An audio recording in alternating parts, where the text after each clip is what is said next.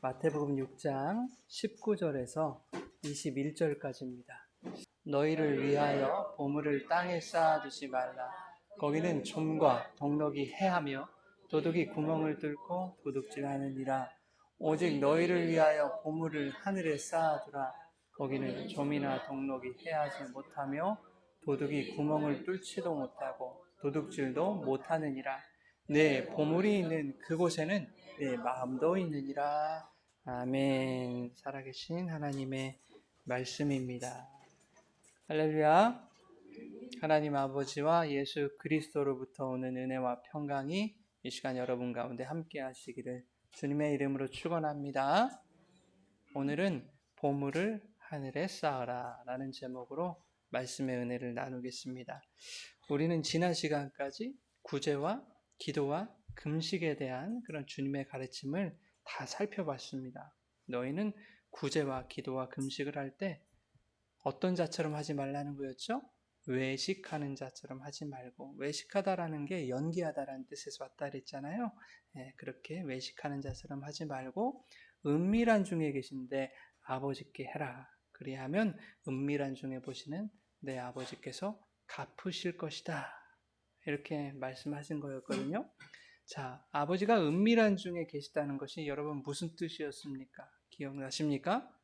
은밀한 중에 계시다. 몰래 숨어가지고 여러분들 잘하나 못하나 이렇게 지켜보신다는 것이었습니까? 은밀한 중에 계시다. 구제 파트를 우리가 다루면서 이미 말씀을 드렸거든요. 여러분의 가장 은밀한 곳이 어디입니까? 그것은 여러분의 마음이죠. 이 마음은 우리의 눈으로도 볼 수 없는 우리에게도 은밀한 곳이거든요. 은밀한 중에 계시다는 것은 여러분의 이 마음에 계신다라는 것을 말하는 겁니다. 즉 구제와 기도와 금식은 여러분의 의를, 여러분을 드러내기 위해서 하는 것이 아니라 여러분의 그 은밀한 마음속에 계신 그 하나님을 향해 있는 것이다 하는 것을 말씀한 것입니다. 율법적이고 표피적인 그러한 구제와 기도와 금식이 아니라 그 속에 담겨있는 복음의 내용을 깨달아서 율법의 속박으로부터 자유케 되어라. 또한 그 진리를 나만 먹지 말고 그 양식을 이웃들에게도 나누어 주어라 하는 것이 그 모든 구제와 기도와 또 뭡니까? 금식의 내용이었죠. 그리하면 우리 안에 계시는 그 하나님께서 우리에게 갚으시겠다. 뭘로 갚습니까? 여기서 갚으신다고 하는 말은 무엇으로? 하늘의 가치로, 하늘의 양식으로 우리에게 넘겨주시겠다. 하늘의 것을 땅에 있는 너희들에게 넘겨주시겠다 하는 것이 갚으시겠다라는 것이거든요. 그러니까 오늘 말씀도 그 이야기와 연결하여서 우리가 이해해야 되겠다 하는 겁니다. 오늘 본문은요, 우리에게 대단히 익숙한 말 아닙니까? 그런데도 대단히 오해되고 있는 말씀이기도 해요. 너희를 위하여 보물을 땅에 쌓아두지 말고 하늘에 쌓아두라 이렇게 말씀을 하죠. 보물을 땅에 쌓는다는 것은 뭘까요, 여러분? 보물, 우리의 재산을 은행에 저축하는 겁니까? 그거 하지 말라는 걸까요? 저축이 뭐 나쁜 것도 아닐 텐데, 그렇죠? 그러니까 저축하지 말라는 그런 얘기는 아니실 것이고, 그래서 어떤 목사님은요, 주식하는 것을 금하신 것이다 이렇게 말씀하신 분도 계세요. 그러니까 뭐 조금 농담 반 진담 반으로 하셨겠죠. 근데 주식이 없었을 땐 그죠? 주식으로 재물을 쌓으려다가 다 털린다. 그러니까 주식하지 마라. 그런 뜻이겠습니까? 그런가 하면 보물은 어떻게 하늘에 쌓아둘 수 있습니까, 여러분? 하늘에 어떻게 쌓아요, 우리가? 그리스도의 몸된 교회를 위해서 헌금을 많이 하면 하늘에 쌓는 것이 되는 걸까요, 여러분? 오늘 본문이요, 헌금 설교에 참 많이도 인용이 됐었습니다. 세상에 쓰지 말고 교회를 위해서 그렇게 돈을 쓰면 하늘에서 몇 배로 하나님 갚아주실 것이다. 천국 가봐라 하나님이 뻥튀기 해주실 것이다. 이렇게들 많이 들어오셨던 경우도 있었을 겁니다. 저도 물론 그렇게 듣고 자라왔고요. 근데 과연 천국에서 돈이 필요할까 생각해 보세요. 천국에서 돈이 필요합니까, 여러분? 그건 모르죠. 또 가봐야 알겠죠. 그런가 하면 선하고 의로운 일, 돕고 구제하고 나누는 것으로 하늘에 쌓으라 라는 것으로 이 말씀을 설명하기도 합니다. 그런데 이런 것들은 모두 율법의 표피적인 행위였지 복음의 핵심적인 그 내용은 아니었다라는 것을 우리가 이미 살펴보지 않았습니까? 사람들을 도와주는 구제도 해야 되고요. 우리 열심히 기도하는 그 기도 행위도 있어야 되고요. 또 밥 굶는 금식의 그 모습도 있어야 되는데 그게 잘못됐다는 것이 아니라 그 속뜻이 뭔지를 알고 해야 된다라는 거였잖아요. 네. 자, 그러면 보물을 땅에 쌓는 것은 뭐고 또 하늘에 쌓는 것은 뭐냔 말이죠. 어떻게 쌓는다는 말인가? 그리고 정작 중요한 그 보물이라는 것은 도대체 뭘 말하는 것일까? 이런 질문들이 여러분 안에 생겨야 됩니다. 그냥 무작정, 그냥 헌금 잘해야 되겠다.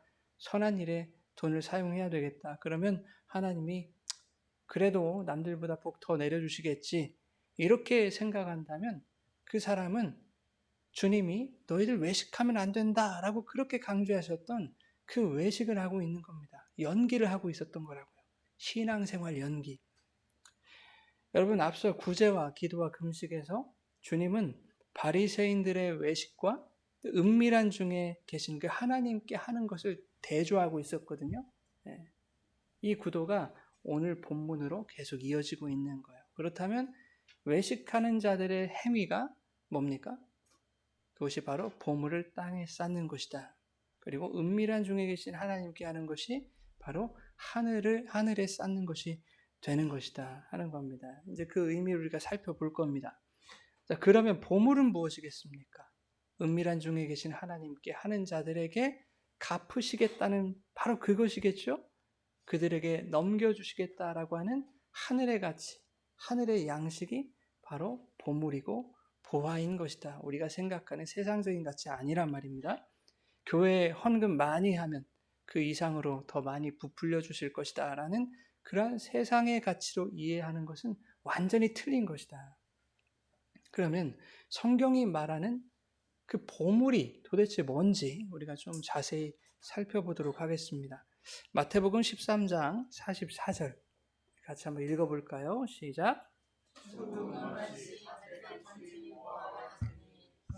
이를 발견한 후 숨겨두고 기뻐하며 돌아가서 자기의 소유를 다 팔아 그 밭을 사느니라. 너무 유명한 말씀이죠. 밭에 감추인 보화. 보화라는 것은 이제 데사우로스라고 하는 건데 이 말은 쌓는다라는 말에서 왔어요. 이 보화가. 그래서 그 보물이 지금 이 말씀에서 뭐라고 합니까? 그 보물은 천국이야 이렇게 얘기를 하는 거거든요. 이해하십니까 여러분? 여기서 말씀하는 보화는 천국이죠. 근데 이 천국은 드러나 있는 것이 아니라 어떻게 된 것이다? 은밀하게 감추어진 것이다. 그게 보화다, 보물이다 하는 겁니다. 여러분 천국은 어디에 있어요? 천국은 여기 있다 저기 있다고도 못하리니 하나님의 나라 그 천국은 어디 있다? 너희 안에 있느니라 그러잖아요. 우리 안에. 그렇죠? 네, 우리 안에, 우리의 마음속에 그 은밀한 곳에 천국이 있다고요. 감추어져 있다. 그런데 조금 전에 은밀한 중에 또 누가 계시다고 했어요. 은밀한 중에 계신 누가 갚으신다? 하나님이. 그러면 생각해 보세요. 자, 천국은 우리 안에 계신 누구시겠다? 하나님이시겠다. 그죠? 하나님께서 보이지 않는 형상이신 자신을 말씀으로 보내셨죠. 그분이 누구예요? 예수 그리스도. 그분이 바로 우리의 보물, 보화인 거예요. 왜? 그분이 하나님 나라의 천국으로 오셨잖아요. 어디에? 우리 마음속에. 말씀이 육신인데 우리 가운데 장막 치셨다 그러죠? 텐트를 쳤다. 우리 가운데 들어오셨단 말입니다. 예, 천국이 우리 안에 있어요, 여러분. 그죠? 여러분, 천국은 성도 안에 있습니다. 천국은 하늘나라이기 때문에 여러분이 바로 하늘들이 되는 거예요. 그죠? 천국은 하늘나라잖아요. 그러니까 여러분들이 하늘이라고요. 천국 보화는 바로 하늘인 여러분 안에 숨겨진 복음의 진리인 겁니다. 여러분은 하늘인 동시에 보물이 숨겨진 밭이 되는 거예요. 그런데 보화인 그 천국을 발견한 사람은 그 밭의 부화를 숨긴다 이렇게 말하죠. 그리고 숨겼다가 자기 소유를 다 팔아서 그 밭을 산다라고 하지 않습니까? 그러니 그 밭이 부화인 척 하면 안 되는 거예요. 그죠? 부화는 그 밭에 숨겨져 있어요. 부화는 밭이 아니라 그 밭에 숨겨져 있는 겁니다. 그렇다면 그 밭이라는 것은 무엇을 의미하겠습니까? 그 밭이라는 것은 나라고 하는 겉사람을 의미하는 거예요. 율법의 행위로 치장하며 살았던 위선적인 존재, 죄의 존재.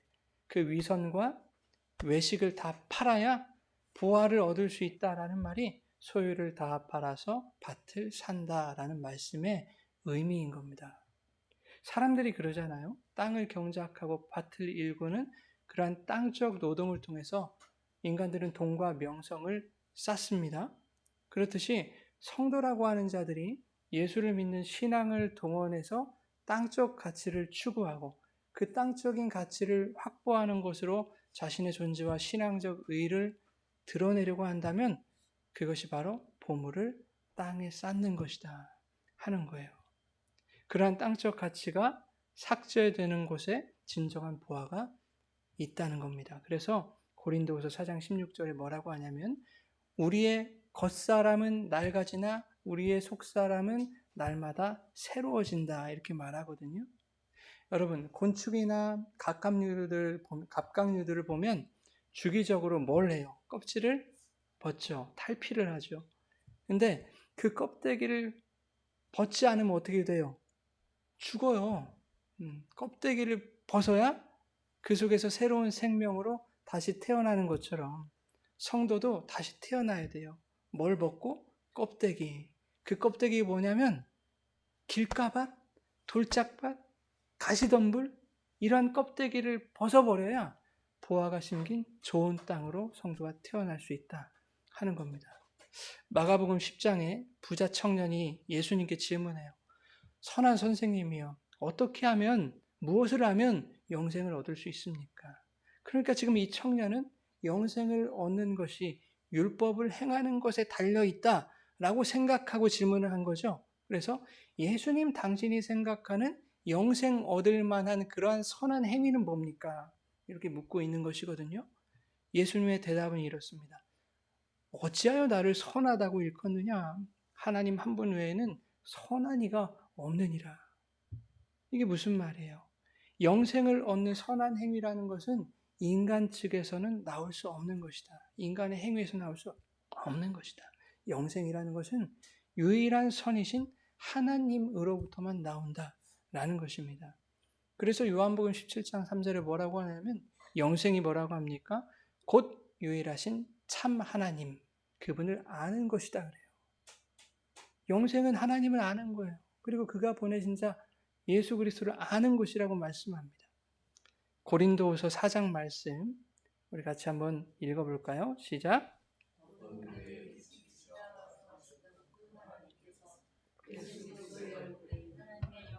아는 빛을 우리 마음에 비추셨느니라. 우리가 이 보배를 질그릇에 가졌으니 이는 심히 큰 능력은 하나님께 있고 우리에게 있지 아니함을 알게 하려 함이라. 하나님의 영광을 아는 빛을, 하나님 아는 빛을 우리 마음에 심으셨대요. 그죠? 비추셨대요. 근데 하나님 아는 그 빛을 뭐라고 한다? 보배라고 한다. 보배. 그리고 그 보배를 질그릇 같은 우리 마음에 가졌다 그러죠. 예. 여러분 보물은 여러분 안에 진리의 빛으로 존재하고 있어요.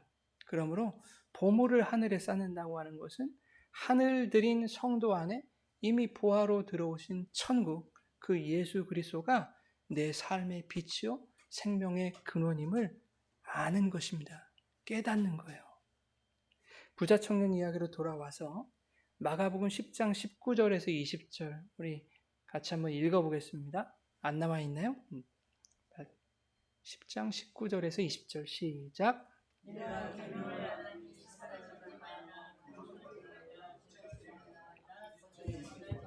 속여 빼앗지 말라. 내 부모를 공경하라 하였느니라. 그가 여짜오되 선생님이여 이것은 내가 어려서부터 다 지켰나이다.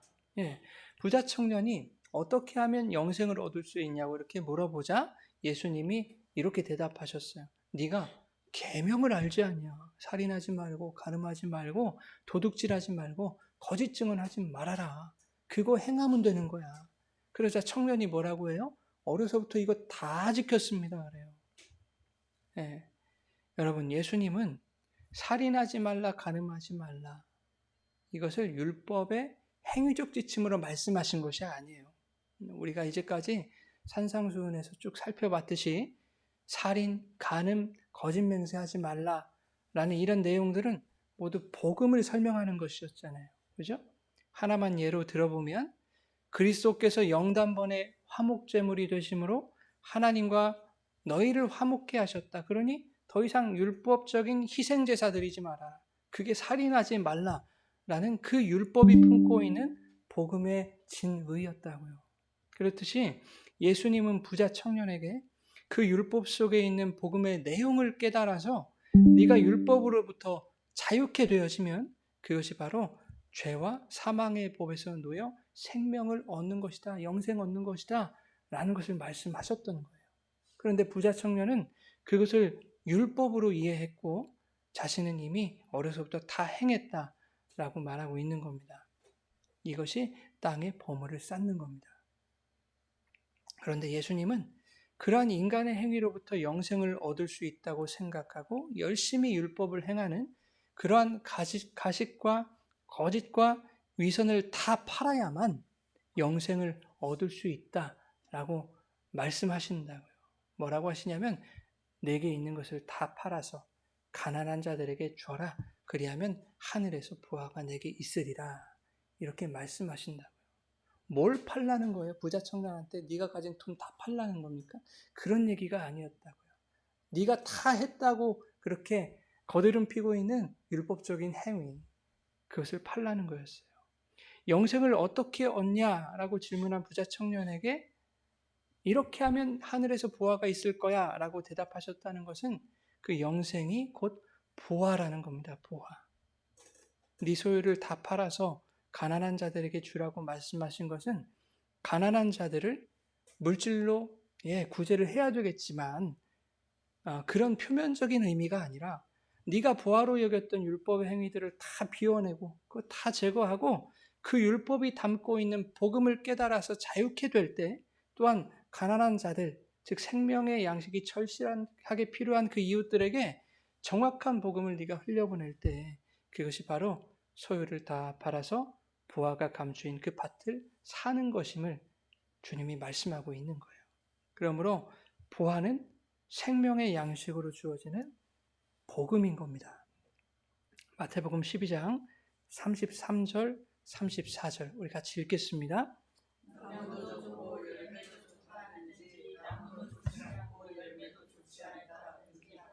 그 열매로 나무를 아느니라. 독사의 자식들아, 너희는 악하니 어떻게 선한 말을 할 수 있느냐? 이는 마음에 가득한 것을 입으로 말함이라. 예, 여러분 좋은 나무에서 좋은 열매가 나고요, 나쁜 나무에서 나쁜 열매가 나지 않겠습니까? 그러니 34절에 뭐라고 하시냐면 마음에 악한 것으로 가득한 자에게서 어떻게 선한 말이 나올 수 있겠느냐? 악한 말이 나오겠지. 나무가 악한데 어떻게 선한 열매가 맺힐 수 있겠냐? 그 말이에요. 마음을 나무에 비유하고 계시고 또 말을 열매로 비유하고 있는데 나무가 그 나무의 열매를 맺듯이 마음은 그 마음에 가득한 것을 말로 내뱉더라 라고 하는 겁니다. 여러분 우리 마음에 천국이 있으면 예수로 가득 차 있으면 그들에게서는 천국의 말 예수의 말이 나오겠죠. 복음이 나오겠죠. 반대로 우리 마음에 악한 것으로 가득 차 있으면 배설물을 토해낼 것입니다. 그래서 35절에 이어서 이렇게 말하는 거예요. 같이 한번 읽어보겠습니다. 35절 시작. 악한 사람은 그 쌓은 악에서 악한 것을 낸다. 아까 보아라는 말이 어떤 말에서 왔다 그랬죠? 쌓는다라는 말에서 왔어요. 여기서 쌓았다라는 말이 있죠? 이게 보물이라는 그 단어하고 똑같은 단어예요. 다시 말해서 그 쌓은 선에서 선한 것을 낸다라고 하는 이 말은 선한 보물에서 선한 것이 나오고 악한 것을 보물로 가진 자에게서는 악한 것이 나온다라는 뜻이에요. 우리 안에 선이 들어오셨죠? 예수, 보물로 들어오셨잖아요. 그러면 거기서 뭐가 나온다? 선한 것이 나온다. 네. 그런데 그들에게서 나오는 선하고 악한 것들이 어떠한 말이라는 거예요. 말. 36절, 37절 계속해서 읽어보겠습니다. 내가 너에게 이르노니 사람이 무슨 무익한 말을 하든지 심판날에 이에 대하여 신문을 받으리니 내 말로 의롭다함을 받고 내 말로 정죄함을 받으리라. 그러니까 무슨 우리 입술로 말하는 그런 말을 말하는 게 아니에요. 누구를 저주하고 욕하고 그런 걸로 뭐 네가 정죄를 받을 것이고 칭찬하고 좋은 말 예쁜 말 하는 것은 네가 의롭다함을 받을 것이다. 이런 뜻이 아닙니다. 그 말은 그런 말이 아니에요. 그가 가진 말이 그를 의롭다 여김받게 하거나 그가 가진 말이 그를 정죄받게 한다. 부자 청년처럼 그 마음속에 율법으로 가득 차 있는 자는 그가 가진 율법의 말로 정죄를 받는다는 뜻이에요. 여러분, 율법의 말이 뭡니까? 율법의 말은 의인은 없나니 하나도 없다는 거예요. 모든 사람이 죄를 범했다는 거예요. 그래서 어떻게 된다? 죄의 삭은 사망이라는 거예요. 그게 율법의 말이에요. 그 말을 내가 가지고 있습니다는 그 말에 의해서 정죄를 받게 된다는 거예요. 그런데 반대로 마음속에 진리의 말로 충만한 자는 어때요? 진리가 그들을 자유케 했다 그러잖아요. 생명의 성령의 법이 죄와 사망의 법에서 너를 해방했다. 이것이 진리의 말입니다. 그 진리의 말을 내 안에 가지고 있으면 그 말이 나를 살리는 거예요. 그 말은 예수 그리스도의 복음이잖아요. 여러분, 심판날은 어떻게 찾아온다고 그럽니까? 예고하고 찾아와요? 도둑같이 찾아오죠. 도적같이 찾아와요. 그날에 그 사람이 무슨 말을 가지고 있었는지 다 드러나게 될 거예요. 그리고 자유와 정죄의 심판이 그날 일어나게 될 것입니다. 계시록에 주님이 4대 교회를 향해서 이렇게 말씀하셨어요. 요한계시록 3장 1절부터 3절 세 번역으로 한번 읽겠습니다. 나는 실상은 죽은 것이다. 깨어나라. 그리고 아직 남아있지만 막 죽어가는 자들을 굳건하게 하여라. 나는 네 행위가 하나님 앞에서 완전하다고 생각하지는 않는다. 그러므로 네가 그 가르침을 어떻게 받고 어떻게 들었는지를 되새겨서 굳게 지키고 회개하여라. 만일 네가 깨어있지 않으면 내가 도둑같이 올 것인데 어느 때에 내가 네게 올지는 너는 알지 못한다. 예. 율법의 행위를 진리로 여기는 자들은 산자가 아니라 실상 죽은 자들이다. 이렇게 말씀해요. 너희들의 행위는 하나님 앞에서 완전할 수 있는 것이 아니다. 그것 자랑하면 너희들은 다 죽은 자들이라 이런 뜻이거든요. 그러므로 율법의 가르침이 너희에게 무엇을 얘기하는지 다시 한번 새겨라. 율법이 뭘 얘기한다고 했어요. 율법의 말이. 죄의 삭은 사망이다. 너희는 다 죽었다. 그것을 잘 되새겨서 그 가르침의 진리가 무엇인지를 너희가 깨달으면 뭐가 나오겠어요? 회개가 나오는 거예요. 회개. 깨달아서 회개하라는 거예요. 만일 네가 깨어있지 않으면 나는 도둑같이 너에게 임할 것이다. 여러분, 율법의 행위로 땅에 보물을 쌓는 자들에게 주님의 심판은 이렇게 도둑같이 임하게 될 거예요. 그것을 오늘 본문에 이렇게 말씀하고 있는 겁니다. 보물을 땅에 쌓는 자는 종과 동록이 슬그머니 도둑처럼 찾아와서 그의 마음을 좀먹고 그의 영혼을 파괴한다.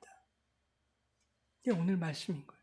하지만 보물을 하늘에 쌓는 자, 즉 내 안에 예수 그리스도의 말씀을 진리로 소유하고 그 말씀이 주시는 양식을 먹음으로 천국의 영생을 누리는 자들은 도둑 맞을 일 없다. 그거 천국 건데 도둑 맞을 일 없다. 너희들이 천국인데 왜 도둑 맞겠니?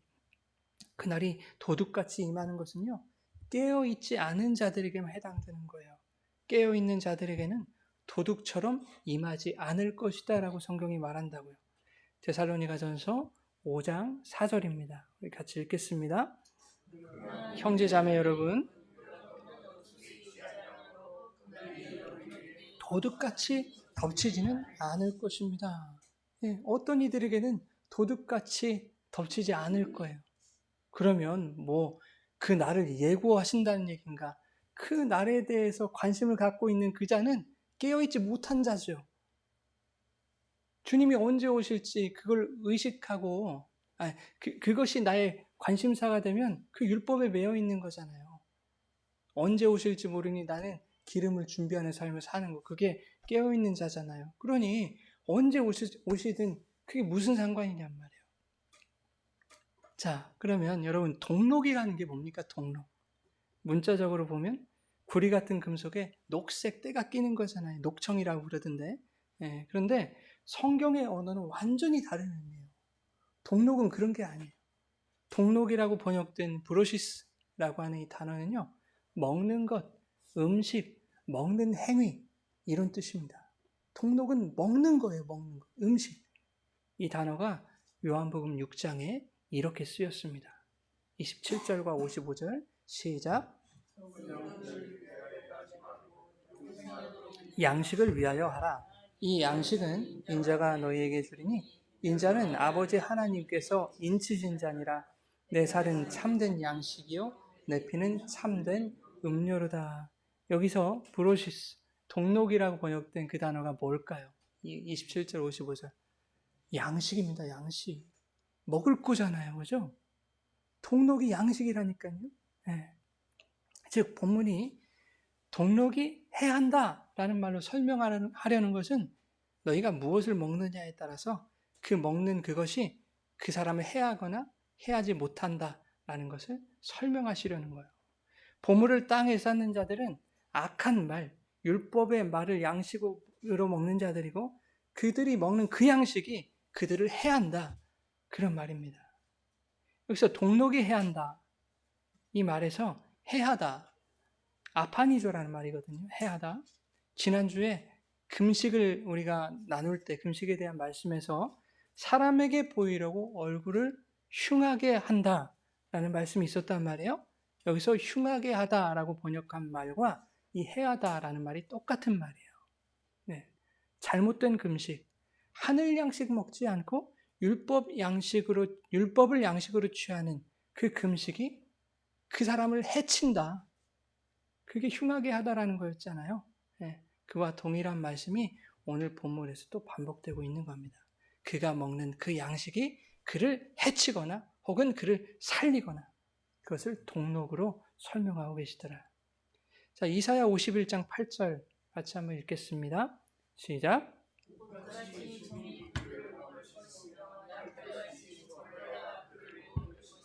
나의 공의는 영원히 있겠고 나의 구원은 세세히 미치리라. 예, 지금 성경에서 조미 먹는다고 하는 것은 무엇과 무엇을 지금 대조시키는 거예요. 하나님의 영원한 공의와 구원과 배치되는 영원한 심판과 멸망을 지금 서로 대조시킨다고 지키고 있다는 겁니다. 그죠? 조미 먹는다고 하는 것은 영원한 심판과 멸망을 의미하는 거예요. 그죠? 오래 방치된 옷에 좀이 퍼지잖아요. 그러면 나중에 옷이 삭습니다, 여러분. 그렇잖아요. 삭아가지고 찢어지기도 하고 해지기도 하고 바스라지기도 하고 구멍이 뻥 뚫리기도 하고 그런단 말이죠. 그게 좀이 집을 지은 자리예요. 좀이. 그러니까 좀이 옷을 좀 먹잖아요. 그러면 배출을 해야 될 거 아닙니까? 먹었으니까. 자기 배설물로 좀이 집을 져요. 그런데 그 집이 결국 어떻게 돼요? 바스라진다니까요. 구멍으로 뻥 뚫린다니까요. 허무하게 없어질 배설물. 그 배설물을 쌓는 것이 바로 보물을 땅에 쌓는 율법적 삶이라는 것이다 하는 것을 오늘 본문이 말씀하고 있는 거예요. 그래서 빌립보서 3장의 사도 바울이 자신의 가문과 학벌과 출신과 인맥과 스펙, 배경 이 모든 것을 무엇으로 여겨요? 배설물이다 여기죠. 과거에는 그것들이 보물인 줄 알고 열심히 내가 쌓았었는데 예수를 만나서 눈에 비늘 같은 것이 벗겨지고 영안이 열리니까 눈을 뜨니까 과거에 추구했던 그 가치들이 도리어 자신의 영혼을 해하는 것이었다는 것을 알게 된 거예요. 그래서 바울은 그 모든 것을 해로 여기고 배설물처럼 다 버리죠. 그 대신에 누구를 얻었다 그래요? 그리스도를 얻었다. 자기가 그동안에 보물이라고 생각한 그것들 다 버리고 진짜 보물 그리스도를 얻었다 그 말입니다. 이것이 자기 소유를 다 팔아서 부하가 감추인 그 밭을 샀다 하는 것입니다. 자기 소유를 다 팔면 거지가 될 줄 알았는데 다 팔아서 가난한 심령이 돼 보니까 거기가 천국이더라고요. 네. 왜? 심령이 가난한 자는 복이 있나니 천국이 그들의 것이다 라고 말씀하셨기 때문에. 아, 그렇구나. 내 마음에 보화가 있고 보화가 있는 곳에 내 마음이 있는 거구나. 이것이 오늘 본문 34절의 말씀입니다. 너희 보물 있는 곳에는 너희 마음도 있느니라. 그런데 그 보물을 마음이 아닌 다른 곳에서 찾는 자들, 세상에서 찾는 자들, 감추인 보화가 아니라 눈에 보이는 세상의 것들을 보물로 추구하면서 그것을 얻기 위해서 위선적인 종교 생활하는 자들, 그들의 모든 삶이 보물을 땅에 쌓는 배설물과 같은 것임을 오늘 본문 말씀이 보여주고 있다 하는 겁니다. 여러분의 보물은 무엇입니까? 하나님께서 여러분에게 무엇을 보물로 주셨으면 좋겠어요? 성경이 말하는 보물은요, 유일합니다. 하나밖에 없어요. 여러분을 영원히 살게 하는 그 보물밖에 없는 거예요. 그 보물은 여러분의 구원을 세세히 미치게 하시려고 십자가를 지신 예수 그리스도인 겁니다. 오늘 그 주님을 말씀하고 계세요. 여러분, 그 예수님만을 우리 마음속에 보물로 삼아서 그분으로 충만한 여러분들의 삶에 주님의 언어로, 주님의 말씀으로, 천국의 가치로 아름다운 열매를 맺는 그런 풍성한 삶을 살아 누리시기를 예수님의 이름으로 축원합니다.